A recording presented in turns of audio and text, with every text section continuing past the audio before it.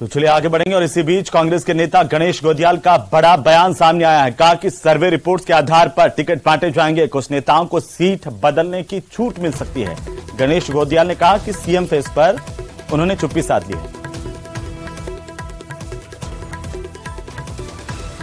Committee के सदस्य भी जयपुर में आ गए हैं और अब जिताऊ चेहरों की तलाशी का अभियान भी शुरू हो चुका है। मेरे साथ मौजूद हैं कांग्रेस की स्क्रीनिंग कमेटी के सदस्य गणेश गोदियाल। गणेश जी, आप ये बताइएगा कि कई सीटें ऐसी है जहां पार्टी जीत नहीं रही, लगातार हार रही है। ऐसी सीटें को 27 कांग्रेस पार्टी ने आइडेंटिफाई करी होंगी, आपके सामने आंकड़े हैं। लग क्या रहा है, क्या वहां पर फिर से आपका पंजा खिलेगा, आप लोग जीत पाएंगे? स्ट्रेटेजी क्या है, प्लान क्या लेके आए आप? मैं ये मानता हूं कि इस प्रकार की जो आइडेंटिफाइड की हुई सीटें हैं, जो 27 या जो भी संख्या आप बता रहे हैं, कि जहां पर बहुत समय से कांग्रेस विजय हासिल नहीं कर सकी, उस पर वहां पर निश्चित रूप में क्रांति। हमारे प्रभारी और सह प्रभारी भी आए हुए थे। सबने, आप देखिए कि हमने 2 बजे मीटिंग शुरू की थी और 4:30 बज रहे हैं। 2.5 घंटे तक हमने प्रत्येक मेंबर से चर्चा की, किस प्रकार से हम कैंडिडेट सिलेक्शन करें, किस प्रकार से आगे बढ़ें, जिससे हमें अच्छी जीत मिल सके और कांग्रेस की दोबारा सरकार बना सकें।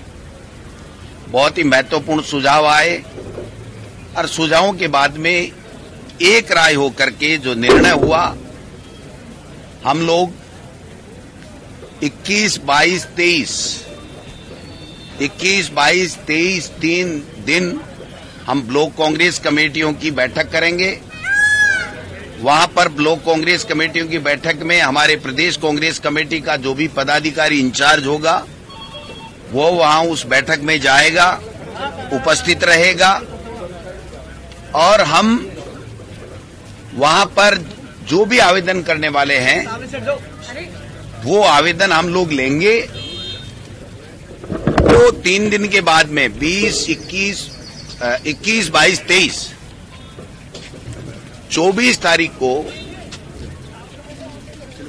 वो सारे के सारे आवेदन जिला कांग्रेस कमेटी में ब्लॉक कांग्रेस कमेटी की प्रोसीडिंग जो हुई है उसके साथ में भेजे जाएंगे।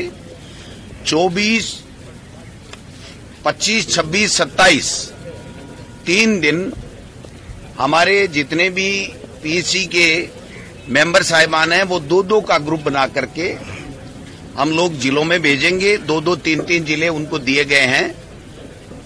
3 दिन में या हो सके तो एक आधा दिन और ले सकते हैं। वो तमाम जिलों के जिला कांग्रेस कमेटी की बैठक में जाएंगे। वहां पर भी अगर कोई आवेदन देना चाहेगा तो जिला कांग्रेस कमेटी को आवेदन दे सकता है और अगर प्रदेश कांग्रेस कमेटी में भी कोई आवेदन देगा तो वो दे सकता है। हम लोग वहां पर जो भी आवेदन का एक प्रोफार्मा जारी करेंगे उसके साथ में हम उनसे काफी कुछ डिटेल्स मांगेंगे अपने विधानसभा क्षेत्र की, उसको देना होगा और वो सारे आने के बाद में प्रदेश कांग्रेस कमेटी के जो पीसी के मेंबर साहिबान हैं वो अपनी राय के साथ कम से कम 3 और ज्यादा से ज्यादा 5 लोगों के बारे में अपनी राय के साथ में वो प्रदेश कांग्रेस कमेटी को देंगे।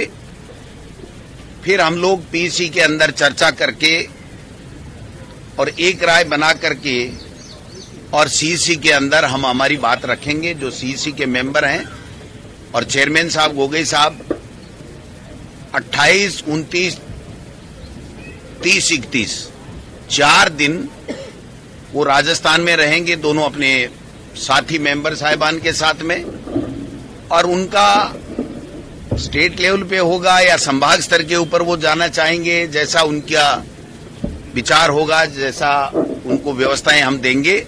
वहां पर भी महत्वपूर्ण नेताओं से, कार्यकर्ताओं से वो अपना फीडबैक लेंगे और उसके बाद में हमारी स्क्रीनिंग कमेटी की बैठक होगी और बैठक के बाद में हम लोग आगे प्रक्रिया में कैंडिडेट सिलेक्शन में आगे बढ़ेंगे।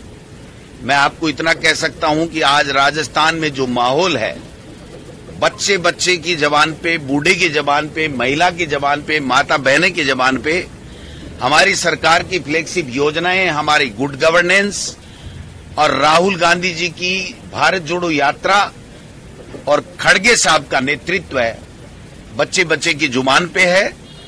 हम सब एकजुट हैं, हम में कहीं कोई मतभेद नहीं है, कोई मनभेद नहीं है, और हम सब मिलकर के हमारी योजनाओं का लाभ जिन लोगों को मिला है, जो जनता में उनको फीडबैक है, वो इतना उत्साहवर्धक है कि लोग ये कह रहे हैं कि 101% कांग्रेस की पार्टी दोबारा कांग्रेस सरकार रिपीट होगी। तो निश्चित रूप से उस अवसर का लाभ भी हम उठाएंगे। लोगों का काम किया है तो उनसे जाकर के भी हम लोग कहेंगे कि जब आपके इतने काम हुए हैं, इतना बजट हुआ है, इतनी योजनाएं हैं, सड़कें बनी हैं, पुल बने हैं, ओपीएस लागू हुई है, गारंटियां दी जा रही हैं, गारंटियों का लाभ मिल रहा है, आगे के लिए गारंटियां दी जा रही हैं, 2030 का विजन हमारी सरकार ने पेश किया है। ये सब चीजें हमें और संबल प्रदान करेंगी और हम सब राजस्थान में कांग्रेस की सरकार को 101% रिपीट करेंगे। ये हमने सबने एक राय होकर के संकल्प लिया है और उस संकल्प के साथ में दृढ़ इच्छा शक्ति के साथ में, और हमारे पास बताने को बहुत कुछ है। भारतीय जनता पार्टी की झूठ, उनके फरेब, उनकी जो नाकामी राजस्थान में प्रतिपक्ष के रूप में रही है, उसको सब लोग जान चुके हैं। और जिस प्रकार देश के प्रधानमंत्री और केंद्रीय नेतृत्व के लोग ही आकर के यहाँ चुनावी बागडोर संभाल रहे हैं, इससे ये स्पष्ट है कि राजस्थान में भारतीय जनता पार्टी का कोई भी नेता यहाँ पर प्रचार करने के काबिल नहीं है और उसके पास में लोगों को रिझाने के लिए कोई शब्द नहीं है, कोई नीति नहीं है, कोई योजना नहीं है।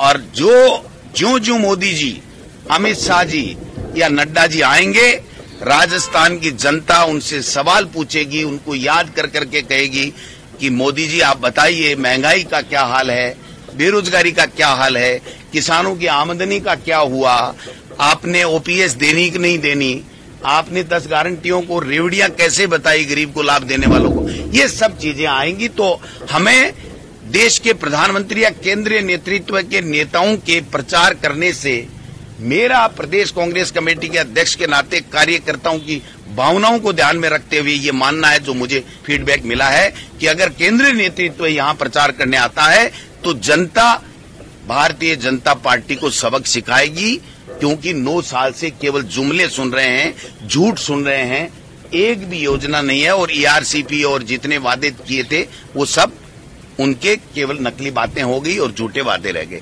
तो निश्चित रूप से हमारी बहुत ही सफल मीटिंग हुई है और मैं कह सकता हूं सबके आशीर्वाद से, सबके सहयोग से, सबके सुझावों के आधार के ऊपर कि सब में एक जज्बा और जुनून है और सबके पास में बताने लायक, जनता के बीच में रिपोर्ट कार्ड रखने लायक सामान है। क्योंकि हमारा जो जन घोषणा पत्र था उसको भी हमने 90% के लगभग वो घोषणाएं पूरी की हैं। जो हमने रिपोर्ट कार्ड बार बार मीडिया के सामने किताब बना बना के छापा है, आज तक के इतिहास में भारतीय जनता पार्टी या किसी ने इस प्रकार से अपना रिपोर्ट कार्ड नहीं रखा है। इसलिए मैं कह सकता हूं कि हम लोग 2023 में जीतेंगे और